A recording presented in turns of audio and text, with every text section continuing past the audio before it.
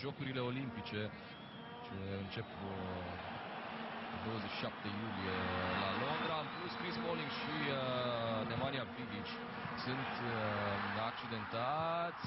Iată o primă acțiune cu Chicharito Hernandez, nereușind să împingă mingea în poarta goală. Doar 2 minute i-au trebuit lui Manchester United pentru a pune în pericol poarta sud-africanilor.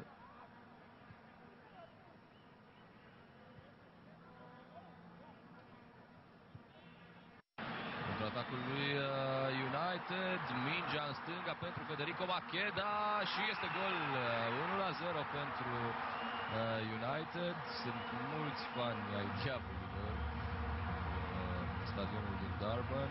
Minutul 20, italianul Macheda deschide scorul.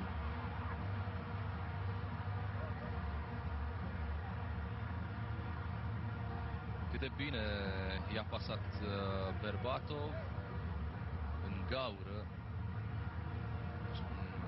fotbaliștii, iar Macheda îl învinge pe portarul sud-african.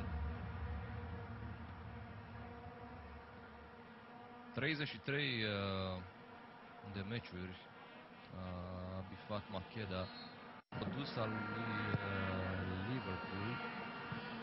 A dus însă de Manchester United în 2007 la echipa a doua. Vedem și o acțiune a sud-africanilor, o minge pe colțul scurt, scoasă greu de Lindegaard. Ayanda Dlamini, cel cu șutul, l-a întors foarte, foarte ușor pe Rio Ferdinand.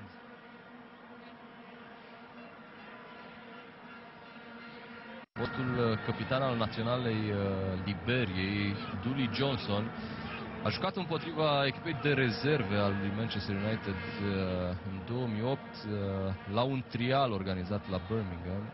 Nu a fost oprit pentru a face parte din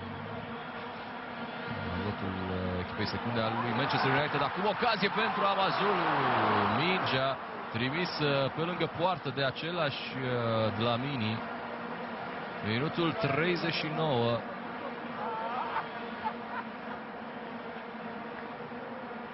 În prima United 48 în 4 sezoane cu diavolilor.